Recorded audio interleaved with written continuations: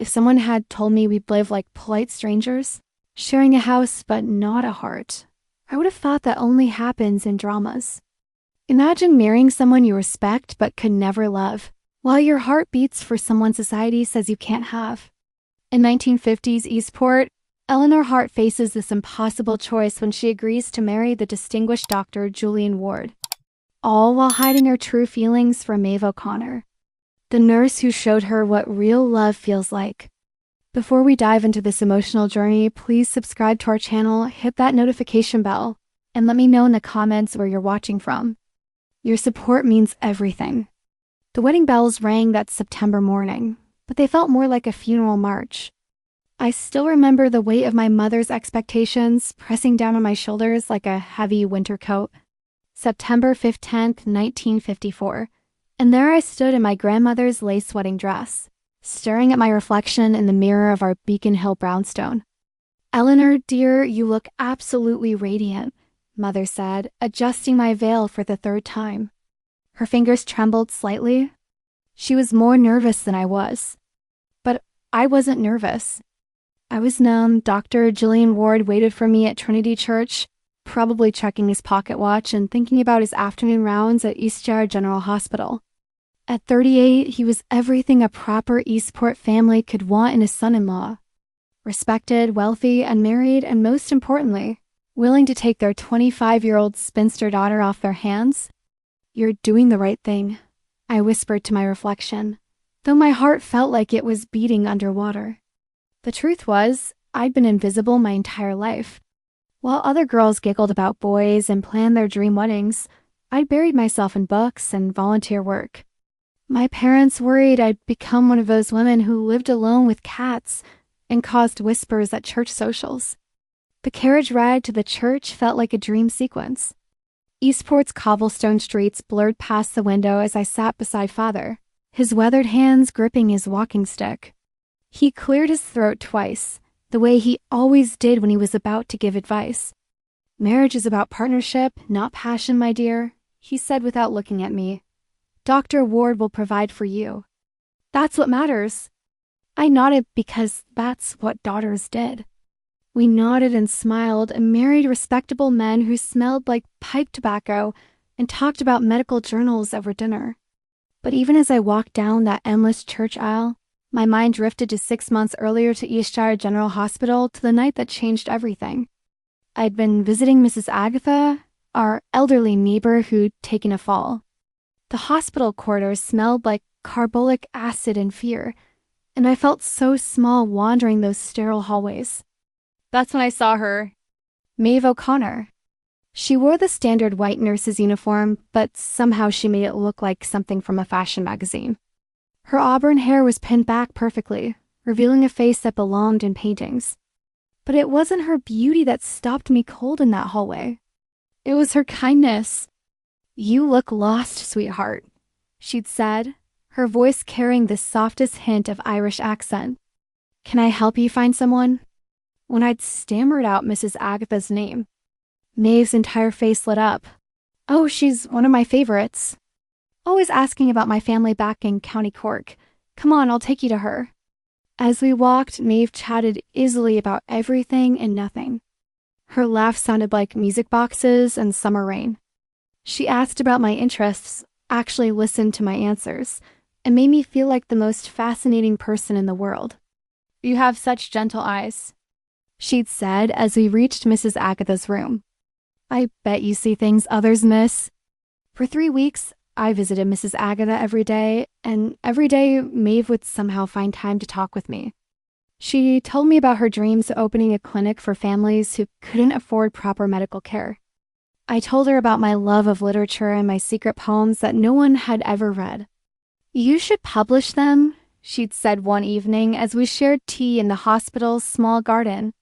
"The world needs more beauty in it." When she said that, our fingers accidentally touched as she handed me my cup. The sensation shot through me like electricity. I never felt anything like it. Maeve's cheeks flushed pink, and for a moment, we just stared at each other in the fading daylight. Then Mrs. Agatha recovered and went home.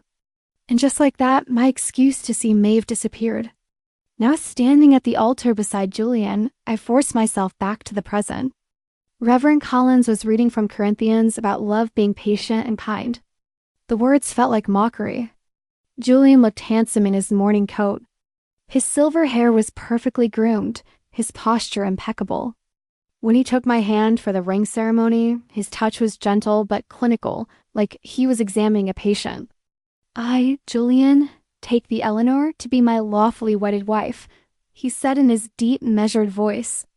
My turn. The church fell silent except for someone's cough in the back pew. I, Eleanor, take thee, Julian, to be my lawfully wedded husband. The words tasted like ashes. When Reverend Collins pronounced us man and wife, Julian leaned down to kiss me. His lips were dry and proper, nothing like the kiss I'd imagined sharing with soft lips and gentle hands that understood poetry. The reception at the Parker House Hotel blurred together in a haze of congratulations and champagne toasts. Julian's medical colleagues praised him for finding such a lovely, well-bred wife. My mother's friends gushed about how fortunate I was to marry so well. I smiled until my cheeks ached and thanked everyone for their kind words. Inside, I felt like I was drowning in my own wedding dress. That night in the pristine guest room of Julian's Marlborough Street mansion, I sat on the edge of the four-poster bed, still wearing my wedding gown. Through the tall windows, I could see Eastport Common, where couples strolled hand in hand under the gas lamps. Julian knocked softly on the door. Eleanor, may I come in? He entered wearing a burgundy dressing gown, his expression kind but uncertain. I want you to know, he said, sitting carefully in the velvet armchair across from me, that I don't expect anything from you tonight or any night until you're ready. This has been a significant change for both of us. Relief flooded through me so quickly, I nearly cried. Thank you, I whispered. He stood to leave, then paused at the door. I hope in time we can become true companions, Eleanor. I believe we can build something meaningful together.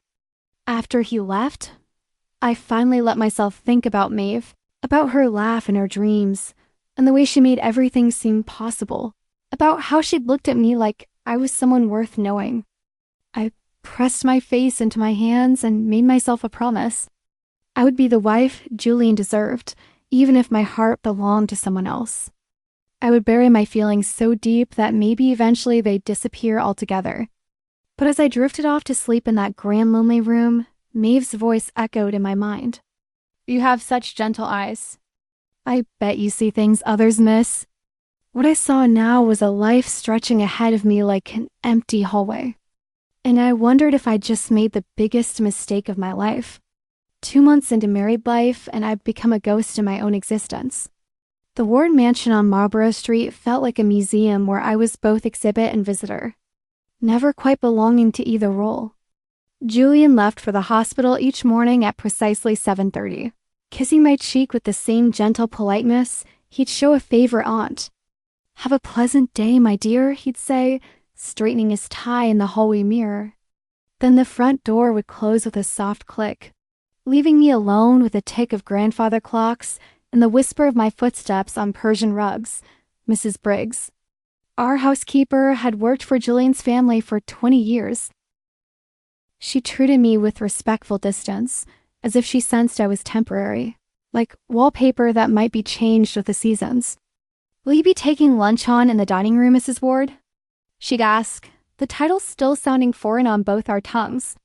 Just tea in the morning room, please, I'd reply, because eating alone at a table that seated 12 felt more depressing than romantic. I'd establish routines to fill the endless hours. Morning walks through the public garden where I'd sit by the pond and watch mothers push pram while their children fed ducks. Afternoons organizing Julian's extensive library, running my fingers along leather spines and wondering if he'd ever actually read Wuthering Heights or if it was just for show. Evenings were the hardest. Julian would return home tired but trying to be attentive. We'd share dinner in that cavernous dining room, discussing his cases in careful clinical terms. The appendectomy went smoothly today, he'd say, cutting his roast beef with surgical precision. Mrs. Holloway should make a full recovery. That's wonderful, I'd respond, because what else could I say? I knew nothing about appendectomies or Mrs. Holloway, and he knew nothing about the poems I'd started writing again, or how I'd spent an hour that afternoon reading the same page because my mind kept drifting to auburn hair and Irish accents. The nights were worse than the days. Julian maintained his respectful distance, sleeping in his own room down the hall. Sometimes I'd lie awake listening to his quiet movements through the wall, wondering if he was lonely too or if this arrangement suited him perfectly. During one of our polite dinners, he mentioned his work at the hospital's charity clinic. We treat families who can't afford regular medical care, he'd explained. It's important work, though some of my colleagues think it's beneath the physician of my standing. Something stirred in my chest. Do you need volunteers? I'd like to help with something meaningful. His face brightened for the first time since our wedding. You'd want to do that? It can be quite demanding work. I have plenty of time, I'd said, though what I meant was, I have too much time and too many thoughts I need to escape. The following Tuesday, Julian introduced me to Dr. Adler, who ran the charity clinic. The older man looked skeptical when Julian explained my interest in volunteering. Mrs. Ward, this isn't like organizing church socials, Dr. Adler said bluntly. We see difficult cases here. Poor families, immigrant workers, people who can't always pay for treatment. I understand, I replied, though I wasn't sure I understood anything anymore except that I needed to be useful. He assigned me to help organize medical supplies and assist with patient intake. Simple work that required little medical knowledge, but plenty of patience and compassion. The charity clinic occupied the basement level of Eastshire General, a world away from the polished floors upstairs. The walls were painted institutional green and the air smelled like disinfectant and human worry. But there was something vital about it. Something real that my mansion lacked. On my third day, I was sorting through donated bandages when I heard a familiar laugh float down the corridor. My hands froze. I knew that sound better than my own heartbeat. Maeve appeared in the supply room doorway like something from a dream. She wore her white nurse's uniform, but her hair was slightly mussed, and there was a small ink stain on her sleeve that made her seem touchably human. "Eleanor," she said, her voice soft with surprise. "What are you doing here?" I stood up too quickly, nearly knocking over a box of gauze. I volunteer here now. Dr. Adler assigned me to supply organization. We stared at each other across the small room. 6 months had passed since our last conversation in the hospital garden, but it felt like yesterday and a lifetime ago simultaneously. "I heard you got married," she said carefully. "Congratulations." "Thank you." The words came out like a question. Maeve moved into the room, her movements graceful despite the cramped space. "Dr. Ward, wasn't it?" "He has an excellent reputation." "Yes, he's very respected."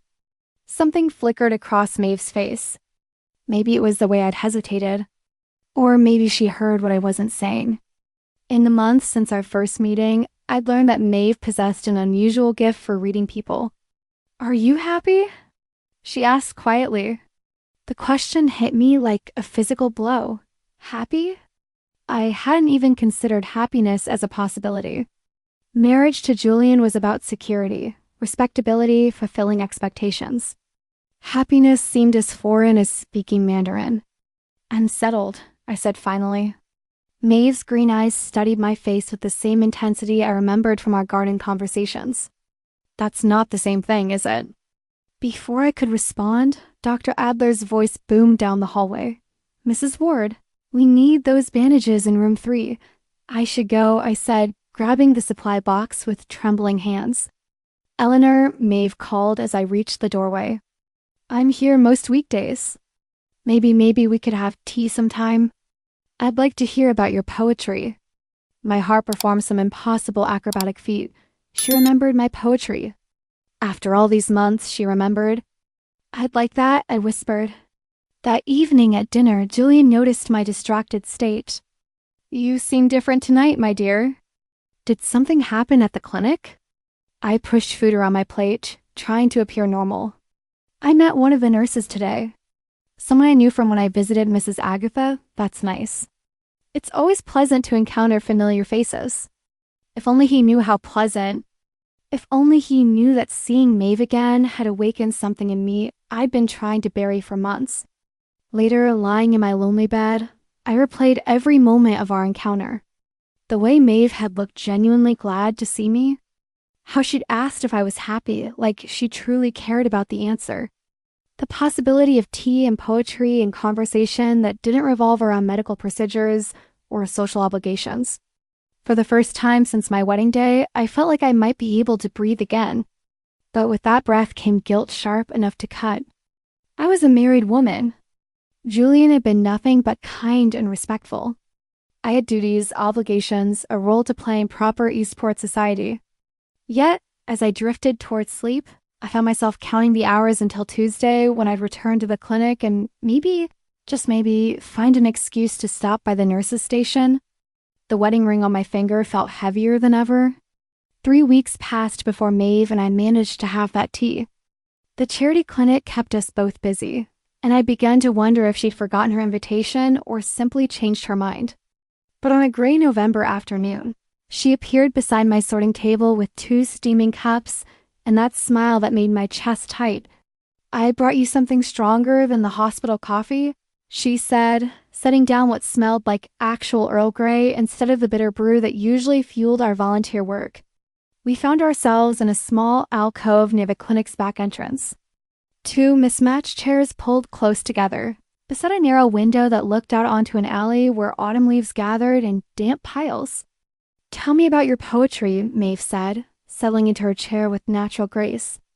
"Do you still write?" I nearly choked on my tea. "How do you remember such details?" "I remember everything about our conversations," she said simply, and the honesty in her voice made my cheeks burn. "You said you wrote poems, but never showed them to anyone." I've wondered about that for months. Something about the way she looked at me, like my words actually mattered. Loosened the knot I'd been carrying in my chest. I've been writing more lately, actually. Being married gives one time to think. What kind of thinking? I stared into my teacup, watching steam rise and disappear. About paths not taken. About the difference between living and existing. Maeve leaned forward slightly. "That sounds melancholy." "Maybe it is." I glanced up and found her watching me with those perceptive green eyes. "Do you ever feel like you're playing a role that doesn't quite fit?" "Every day," she said without hesitation. "Society expects nurses to be sweet and subservient, to marry doctors and retire to domestic life. But I dream of opening my own clinic, making real decisions, helping people in ways that matter. Why don't you?" She laughed, but there was no humor in it. "Because I'm a woman in 1954, Eleanor. Because women who want too much are called difficult or worse." The bitterness in her voice surprised me. I'd always seen Maeve as confident, self-possessed. The idea that she felt constrained by the same social expectations that trapped me created an unexpected bond between us. "I think you'd make an extraordinary doctor," I said quietly. "And I think you'd make an extraordinary poet," she replied. But here we are serving tea and sorting bandages. Our eyes met and held. Something electric passed between us, a recognition of shared frustration and unfulfilled dreams. In that moment, I felt more understood than I had in my entire marriage. "Maeve," I began, not sure what I wanted to say, just knowing I needed to keep her talking. "Keep her near, Mrs. Ward." Dr. Adler's voice cut through our moment like a scalpel. "We need you to help with patient intake. We're short-staffed today." The spell broke. Maeve stood quickly, smoothing her uniform. I should get back to my rounds. But as she passed my chair, her hand briefly touched my shoulder. The contact lasted only seconds, but I felt it burn through my dress like a brand. After that, our conversations became more frequent and increasingly necessary to my sanity. We'd steal moments between duties, passing in corridors, organizing supplies together, sharing quick cups of coffee when the clinic was quiet.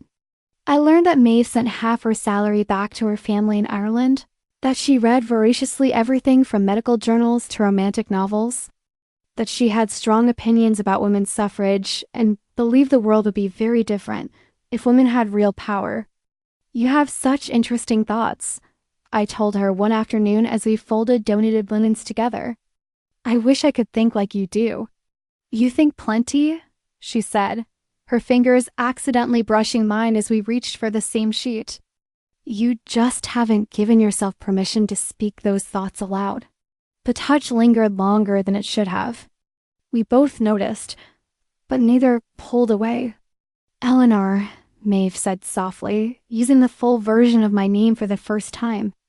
May I ask you something personal? My heart hammered against my ribs. Of course. When you married Dr. Ward, was it for love? The question hung between us like smoke. I could lie, maintain the pretense that my marriage was everything it appeared to be, or I could tell the truth to someone whom I actually understand. It was for security, I said finally. And because it was expected, Maeve nodded as if this confirmed something she'd suspected. And now I wonder if security is worth feeling like you're disappearing. She set down the sheet she'd been folding and turned to face me fully. You're not disappearing, Eleanor. You're just dormant like flowers in winter. What if spring never comes? It always comes, she said. And there was something in her voice that made me believe her. Sometimes it just takes longer than we'd like. That evening, I found myself pacing the mansion's empty rooms like a caged animal. Julian was working late, probably saving someone's life. While I debated whether to write another poem about loneliness or simply go to bed early, I ended up in his library, pulling random books from shelves and reading the same paragraphs over and over without comprehension. Finally, I found myself with a volume of Elizabeth Barrett Browning sonnets, and her words seemed to leap off the page. How do I love thee? Let me count the ways. I slammed the book shut. Poetry about love felt like mockery when you were married to a man you respected but could never love, while your heart ached for a woman whose touch could set you on fire. When Julian returned home near midnight, he found me still in the library staring at the cold fireplace. Couldn't sleep? He asked gently, loosening his tie. Too many thoughts, I said. He moved to the liquor cabinet and poured himself a small whiskey. Would you like to talk about them? For a moment, I considered telling him everything about Maeve, about feeling trapped, about the growing certainty that I would never be the wife he deserved. But Julian looked tired and kind and completely unprepared for such a conversation. Just restlessness, I said instead. I'll be fine. He studied my face with a physician's attention to detail. Are you finding fulfillment in your volunteer work? Yes, I said, and realized it was the first completely honest thing I'd said to him in weeks. More than I expected. Good, he said, raising his glass in a small toast. Everyone deserves to feel useful. Useful. That wasn't the word I'd have chosen for how Maeve made me feel. Electric, alive, dangerous. Those were closer to the truth. After Julian went to bed, I sat in that library until dawn, wrestling with the growing realization that my carefully constructed life was developing cracks that might soon become irreparable breaks. Outside, Eastport slept peacefully under November stars, unaware that in one of its most respectable homes, a properly married woman was falling in love with someone who could never be hers. December arrived with the kind of cold that seeps into your bones and stays there. The charity clinic became my refuge from both the weather and the increasingly suffocating politeness of my marriage. Julian and I had settled into a routine of careful courtesy that felt more like a business partnership than a union of hearts. But with Maeve, everything felt alive and dangerous and necessary. We began meeting for coffee at a small cafe near the hospital during our lunch breaks. It wasn't quite proper for a married woman to have such regular meetings with another woman, but it wasn't scandalous either. We were just friends after all, colleagues, nothing more. Except that wasn't true, and we both knew it. You look tired, Maeve said one particularly gray afternoon, studying my face across our usual corner table. The cafe was nearly empty. Just an elderly man reading his newspaper and a young mother trying to convince her toddler to eat soup. Julian had colleagues over for dinner last night, I explained, stirring sugar into my coffee without really needing it. Medical society meetings always run late. You don't enjoy entertaining? I considered lying, then decided I was tired of pretending. I feel like I'm performing in a play I never auditioned for. smiling, nodding, discussing topics I know nothing about with people who see me as an extension of my husband rather than a person in my own right. Maeve's expression darkened. That sounds exhausting. It is. I wrapped my hands around my coffee cup, seeking warmth. Sometimes I wonder what would have happened if I'd made different choices. Like what? The question hung in the air between us. I could retreat back to safe territory, change the subject, pretend I hadn't revealed so much. Instead, I found myself leaning forward, drawn by the genuine interest in Maeve's eyes. Like if I'd been brave enough to live for myself instead of everyone else's expectations. Maeve was quiet for a long moment, her finger tracing the rim of her cup. When she spoke, her voice was soft enough that I had to strain to hear her. It's not too late to be brave, Eleanor. The way she said my name with such gentle conviction made my chest tighten. Isn't it? I'm married. I have obligations. You have one life, she said, meeting my gaze directly. One chance to be truly happy. I felt like I was standing at the edge of a cliff, looking down into unknown territory. Maeve, I know this is complicated, she continued, her cheeks flushing pink. I know you're married to a good man who doesn't deserve to be hurt. But Eleanor, when I see you with him at hospital functions, you look like you're drowning. My breath caught. She'd noticed. During the few times Julian had brought me to medical society events, Maeve had been watching me carefully enough to see past my polite mask. You watch me at those functions now. Her entire face turned red. I can't help it. You're the most beautiful woman in any room. But you look so lonely, even when you're surrounded by people. Beautiful. She thought I was beautiful. No one had ever called me beautiful before, not even Julian during our wedding ceremony. Maeve, I don't say anything yet, she interrupted, reaching across the table to touch my hand. Her fingers were warm against my cold skin. Just think about what I said about being brave. We sat in silence, her hand covering mine, both of us pretending not to notice how perfectly our fingers fit together.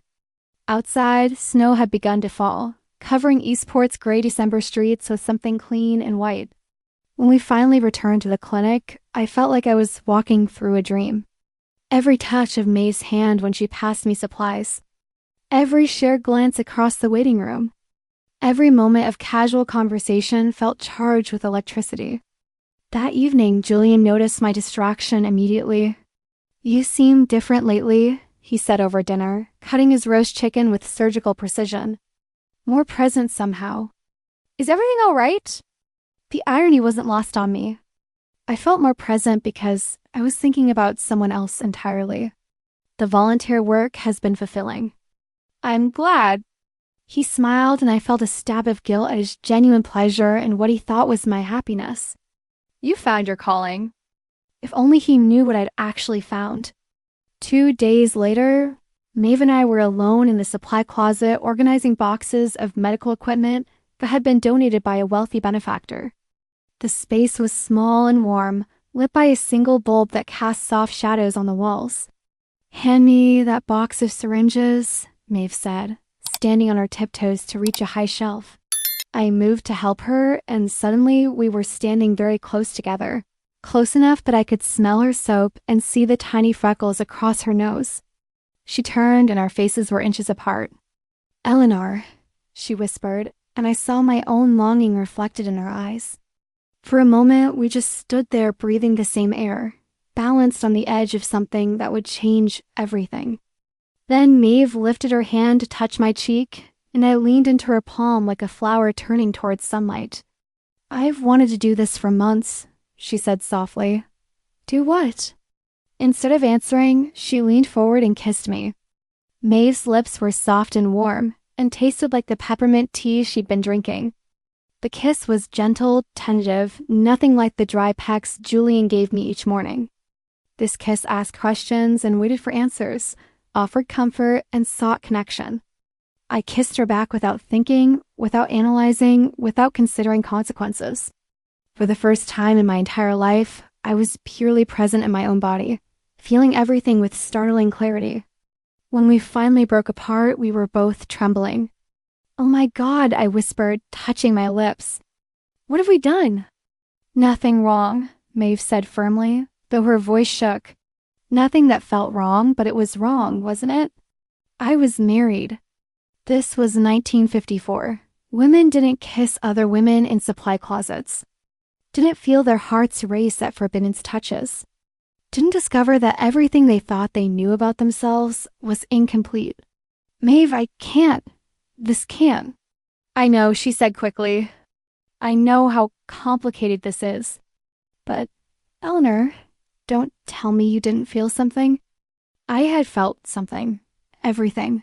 Like waking up after a lifetime of sleep. Like discovering colors I'd never seen before. Like finally understanding what all those poets were writing about when they spoke of love. I felt everything, I admitted, and saying it out loud made it real and terrifying and wonderful. Maeve smiled then, the first completely unguarded smile I'd ever seen from her. "Then that's enough for now."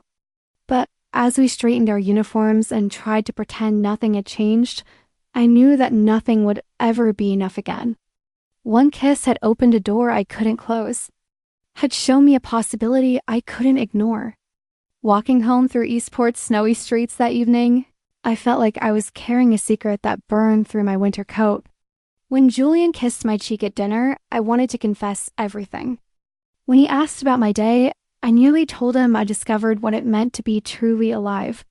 Instead, I smiled and nodded and played the role of the beautiful wife. All while Maeve's kiss lingered on my lips like a promise of something I never dared to want. The weeks following our first kiss passed in a haze of stolen moments and mounting guilt. Maeve and I found excuses to work together, to brush hands while organizing supplies, to share meaningful glances across crowded rooms. But we didn't kiss again. Both of us too aware of the dangerous territory we'd entered. I became expert at compartmentalization, living two separate lives that couldn't be allowed to touch. During the day at the clinic, I was fully present, alive, electric with possibility. At home with Julian, I retreated into polite distance, terrified he would somehow see Maeve's kiss written across my face. Christmas came and went in a blur of social obligations. Julian gave me a beautiful pearl necklace that must have cost a fortune. I gave him first edition medical texts and felt like a fraud when he thanked me with genuine warmth. "You're very thoughtful, my dear," he said Christmas morning, examining a volume on surgical innovations. "These are exactly what I needed for my research." I nodded and smiled and hated myself for being relieved that he was so easily satisfied. But my careful balance couldn't last forever. It shattered on a Tuesday afternoon in January when Dr. Adler asked me to help inventory supplies in the basement storage room. I was counting boxes of gauze when I heard familiar voices in the corridor outside. "She's married to Dr. Ward, isn't she?" Dr. Collins's voice sharp with disapproval. "Yes, but you should see the way she looks at that Irish nurse," replied Dr. Holloway. "It's not natural." My hands froze on the gauze box. They were talking about me, about Maeve. "Women like that shouldn't be allowed around decent people," Dr. Collins continued. "Next thing you know, she'd be corrupting the patients." "Someone should speak to Dr. Ward," Dr. Holloway agreed. "He deserves to know what his wife is up to." Their voices faded as they moved down the corridor, but the damage was done. They'd seen through our careful pretense, noticed what we thought we'd hidden so well. How long before their suspicions reached Julian's ears? That evening, I couldn't eat dinner. Julian noticed my untouched plate and the way my hand shook when I reached for my water glass. "Eleanor, you look pale." "Are you feeling unwell?" "Just tired," I lied. But my voice came out strained and unconvincing. He studied me with the intense focus he usually reserved for a difficult diagnosis. "Is everything all right at the clinic?" "You seem different lately." Different. That was one way to put it. I'd been feeling things I never felt before, wanting things I couldn't have, becoming someone I didn't recognize. "Everything's fine," I said, but even I could hear how hollow the words sounded. Julian set down his fork and leaned forward. "My dear, I may not be the most emotionally astute man, but I can see that something is troubling you. Won't you tell me what it is?" For a moment, I considered telling him everything. The loneliness in our marriage, my growing feelings for Maeve, the impossible situation I created for all of us. But looking at his kind, concerned face, I couldn't find the words to destroy his trust in me. "I'm just adjusting to married life," I said instead. "Sometimes I feel like I don't know who I'm supposed to be." His expression softened. "Marriage is an adjustment for both of us. Perhaps we haven't been communicating as well as we should." He wasn't wrong. We'd been polite strangers sharing a house, going through the motions of marriage without any real intimacy or connection. "Julian," I began, then stopped. What could I say that wouldn't hurt him more than the truth? "Yes. Do you ever feel like we're play acting rather than actually living?" He was quiet for so long I thought he wouldn't answer. When he finally spoke, his voice was thoughtful rather than hurt. "I suppose I hoped that affection would grow between us over time," he said. "I thought if we were kind to each other, respectful, that perhaps love would follow. And now I wonder if I was being naive." He looked down at his hands, and for the first time since our wedding, I saw him as something other than the composed, confident doctor. "You're an exceptional woman, Eleanor. You deserve more than I've given you." Guilt crashed over me like a wave. Here was this good man, blaming himself for our failed marriage, while I was the one who'd been emotionally unfaithful. "You've been nothing but kind to me," I said. "Kindness isn't enough, is it?" he asked gently. "Not for a real marriage." Before I could respond, he continued, "There's something else I need to tell you.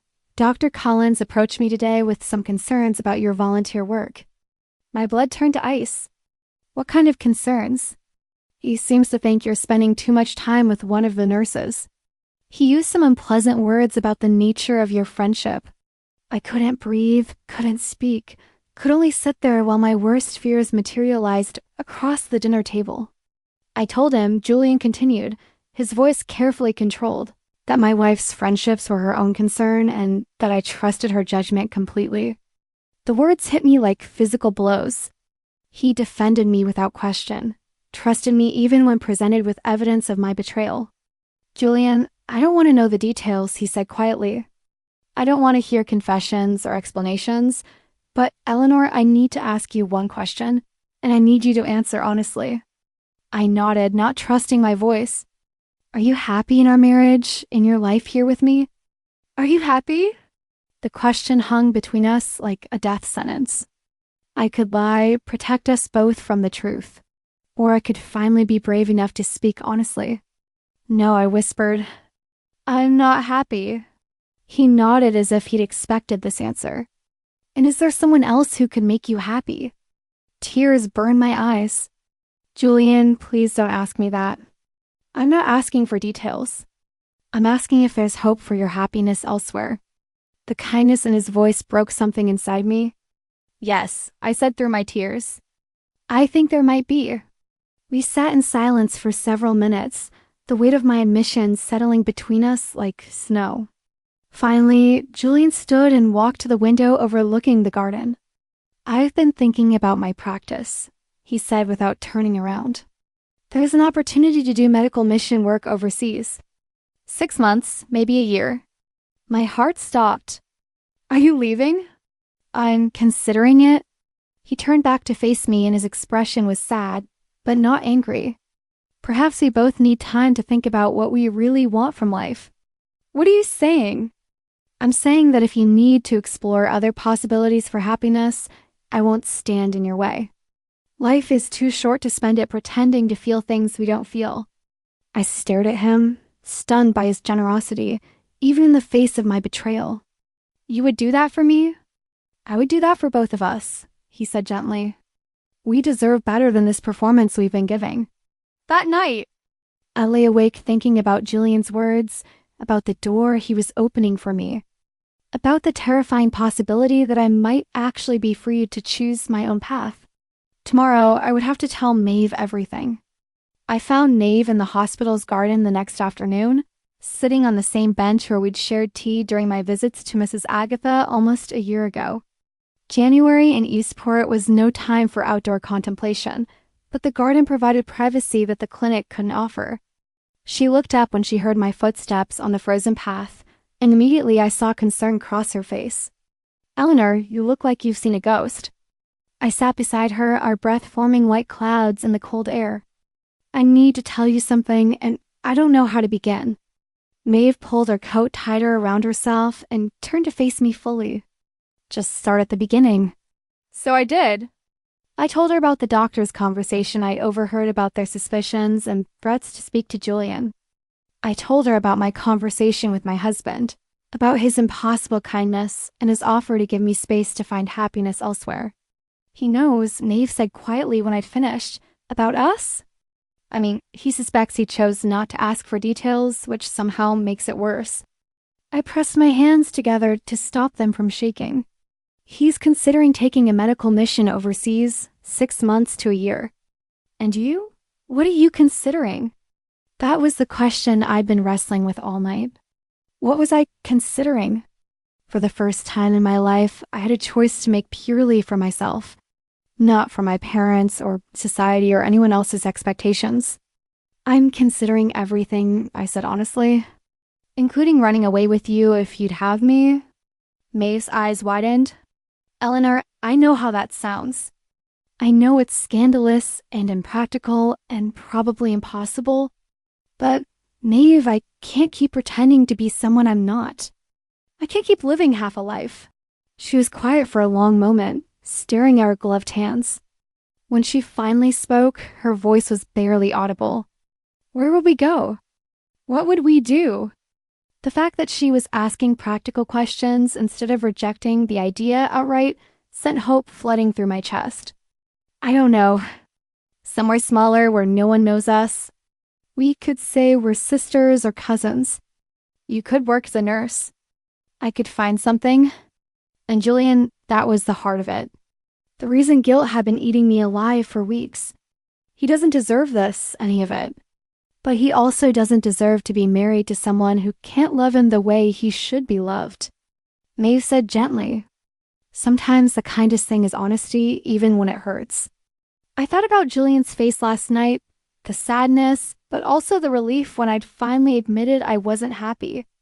Maybe he'd known all along that our marriage was a beautiful facade with nothing substantial behind it. There's something else, I said. I have some money, an inheritance from my grandmother that my parents never touched. Not enough to live extravagantly, but enough to start over somewhere new. Maeve turned to study my face. You've really thought about this. I've thought about nothing else since you kissed me. I reached for her hand, grateful she didn't pull away. Maeve, I spent my entire life doing what was expected of me, marrying the right man, living in the right neighborhood, saying the right things to the right people, and I've been miserable. And with me, with you, I feel like myself for the first time ever. Like the person I was meant to be before the world told me who I should be instead. She squeezed my hand and I saw tears gathering in her eyes. This is terrifying. Yes, we could lose everything. Our reputations, our families, any chance of living normal lives. Yes. People would call us sinful, unnatural, sick, probably. Maeve laughed then, a sound that was half joy and half hysteria. Then why does it feel like the best thing I've ever considered? Because it is, I said with some uncertainty. Because love isn't supposed to be about duty or appearance or meeting expectations. It's supposed to be about finding someone who sees who you really are and loves you anyway. Is that what you think we have, love? I looked at her sitting there in the winter garden, cheeks flushed with cold, eyes bright with unshed tears and possibility, and felt something settle into place in my chest. Yes, I said simply. I love you, Maeve O'Connor. I love you too, Eleanor Ward, she whispered back. We sat in the cold garden, holding hands and looking at each other like we were memorizing this moment. Finally, Maeve spoke. If we do this, we need to plan carefully. We can't just disappear overnight without causing a scandal that would hurt everyone we care about. What do you suggest? Julian's mission trip. When does it start? He said he could leave as early as March. That gives us 2 months to prepare.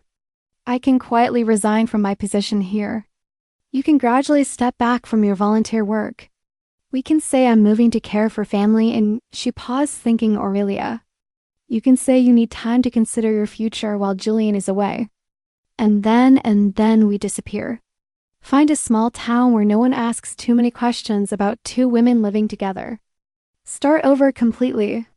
It sounded impossible and perfect and absolutely terrifying. Are you sure about this? Once we leave, there might be no coming back. Maeve stood up, pulling me with her. In the fading afternoon light, she looked like something from a painting, beautiful and determined and brave. Eleanor, I've spent my whole life being careful, doing what was safe and expected. But when I think about growing old without you, about marrying some doctor and pretending to be happy while my heart belongs to you, I know I'd rather risk everything for a chance at real love. She leaned forward and kissed me then, right there in the garden where anyone could see. It was a kiss of decision, of commitment, of two women choosing each other despite everything the world would say about that choice. When we broke apart, I felt like I was standing at the beginning of my real life. 2 months, I said. 2 months, she agreed. As we walked back toward the hospital, I thought about Julian and a conversation we still needed to have. It would hurt him, but Maeve was right. He deserved honesty more than he deserved the pretense of a marriage that could never be real. For the first time since my wedding day, I felt like I could breathe freely. The future was uncertain and frightening, but it was ours to choose. 2 months later, I stood in the main hall of Eastport South Station with a single suitcase in my hand and Maeve beside me, both of us watching for the train that would carry us toward our new life.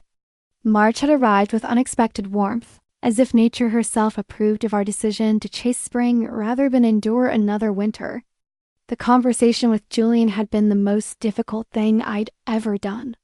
When I told him I needed to leave Eastport, needed to discover who I was outside the confines of our marriage, his eyes had filled with a sadness that nearly broke my resolve. Is it the nurse? He'd asked gently. Maeve O'Connor? I'd nodded, unable to speak around the guilt lodged in my throat.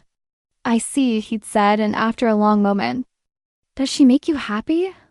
Yes, I'd whispered. Happier than I knew was possible. He'd been quiet for several minutes, staring out at the garden where spring bulbs were beginning to push through the last of winter snow. Finally, he turned back to me with something that might have been relief in his expression. I won't pretend this doesn't hurt, he'd said. But Eleanor, watching you come alive these past few months has shown me something I didn't want to admit. You were never really mine, were you? I tried to be. I know you did. We both tried to make something work that was never meant to be. He'd smiled then, sad but genuine. Perhaps it's time we both stopped trying to be people we're not. He'd insisted on giving me enough money to start over comfortably, despite my protests. Consider it my wedding gift, he'd said, since I failed to give you the life you deserved. Now, standing in the bustling train station, I thought about the letter I'd written to my parents. I tried to explain without revealing too much, telling them I needed time to discover myself while Julian was overseas. They would be horrified eventually when the truth became clear. But for now, they could tell themselves I was simply having a delayed adjustment to married life. Are you nervous? Maeve asked, her voice barely audible above the station's chaos. Terrified, I admitted. You same. She smiled, the expression transforming her entire face, but also more excited than I've ever been. Our destination was a small coastal town in northern Aurelia called Mendocino, where Maeve had heard there was a need for medical services, and where two women living together might raise fewer eyebrows than in more conservative areas. We corresponded with a local doctor who was looking for a nurse and an assistant to help with his practice. All aboard for the westbound express, the conductor called, and my heart hammered against my ribs. This was it, the moment of no return. Maeve took my hand as we climbed aboard, and I marveled again at how natural her touch felt, how right it was to have our fingers intertwined. We'd managed to secure a private compartment for the cross-country journey, a luxury that would allow us to drop our guard for a few precious days. As the train pulled away from Eastport, I watched the city I'd lived in my entire life disappear through the window and felt something like grief mixed with overwhelming relief. Any regrets? Maeve asked as East Jar countryside rolled past. Only that it took me so long to be brave enough for this. She curled up beside me on the narrow bench seat, her head resting against my shoulder. For the first time in months, we could simply be ourselves without looking over our shoulders or measuring our words. "Tell me about the clinic we'll open," I said, a dream we've been refining during our secret planning sessions. "Small," Maeve said, her eyes bright with possibility. "Welcoming. We'll treat everyone regardless of their ability to pay. Families, migrant workers, anyone who needs care. And poetry readings," she laughed. "And poetry readings once a month in the front parlor. Local writers, traveling authors, anyone with word sharing." It sounded like paradise compared to the suffocating respectability I was leaving behind. The train journey took 4 days, and those might have been the happiest days of my life, up to that point. We talked for hours about everything and nothing, sharing stories from our childhoods, dreams for our future, fears about what lay ahead. We read to each other from books Maeve had brought, played card games, and simply enjoyed being together without having to hide our affection. On the final night before reaching Aurelia, as the train crossed through Nevada's desert landscape under a canopy of stars, unlike anything I'd ever seen in Eastport, Maeve asked me to read some of my poetry.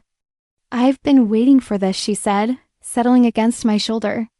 "Your real words, not the polite conversation we've been limited to." I'd brought my leather journal, pages filled with verses I'd written during our careful courtship. Poems about longing and discovery, about finding unexpected love, about the courage it takes to choose happiness over security. "This one's about you," I said, opening to a page near the middle. "About the day you kissed me." I read aloud in the gentle rocking rhythm of the train.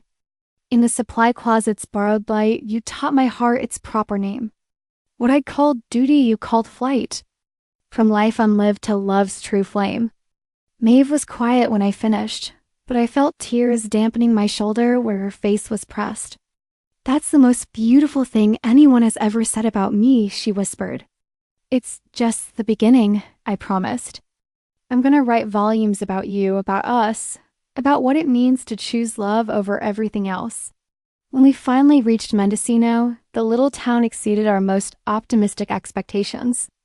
Perched on cliffs overlooking the Pacific Ocean, surrounded by redwood forests and rolling hills, it felt like the edge of the world in the best possible way. Dr. Samuel Collins, no relation to Eastport's Dr. Collins, thankfully, met us at the tiny station. He was a kind man in his 60s who'd been practicing alone for years and genuinely needed help with his growing patient load. "Miss O'Connor comes highly recommended," he said as we climbed into his wagon for the ride to town. "And Miss Hart, your experience with hospital administration will be invaluable." We decided on our cover story during the train ride. Maeve was Miss O'Connor, the nurse. I was Miss Hart, her cousin who would help with administrative duties and patient intake. 2 unmarried women making their way in the world together. Nothing unusual about that. The cottage Dr. Collins had arranged for us sat on a bluff overlooking the ocean, small but comfortable, with a garden that would be perfect for growing vegetables and herbs. Standing in what would become our shared living room, looking out at the endless Pacific, I felt something settle into place in my chest. "What do you think?" Maeve asked, coming up behind me to wrap her arms around my waist. "I think we're home," I said, leaning back against her warmth. That evening, we walked along the cliff-top path as the sun set over the ocean, painting the sky in shades of orange and pink I'd never seen in Eastport's gray winters. Other couples strolled the same path, and for the first time in my life, Maeve and I could walk hand in hand without fear. "Eleanor," Maeve said as we paused to watch waves crash against the rocks below. "Yes, I know this hasn't been easy, leaving everything you knew behind. Are you truly happy?" I turned to face her, this brave woman who'd helped me discover who I really was beneath all the expectations and obligations. Her hair caught the last light of sunset, and her eyes held all the love and hope and possibility I'd ever dreamed of. "Maeve," I said, taking her face in my hands, I've never been happier in my entire life. When she kissed me then, with the Pacific Ocean stretching endlessly before us, and our new life spreading out like an unwritten poem, I knew we'd made the right choice. Some people marry for duty, others for security or status or family pressure. But we'd chosen love over everything else. And standing there on that cliff top with the woman who taught me what it meant to be truly alive, I knew that some choices are worth any risk. 6 months later, our little clinic was thriving, and I'd started a weekly poetry circle that drew writers from 3 counties. Maeve was already talking about expanding our medical services, maybe even training other nurses. We'd build something beautiful together, something real and lasting and entirely our own. And every morning when I woke up beside her, watching sunlight stream through our bedroom windows as the ocean whispered its eternal song, I remembered what it felt like to choose love over fear. It felt like coming home to myself at last. Subscribe for more stories about love, courage, and choosing happiness over expectations. What would you risk for your chance at real love? Let me know in the comments below.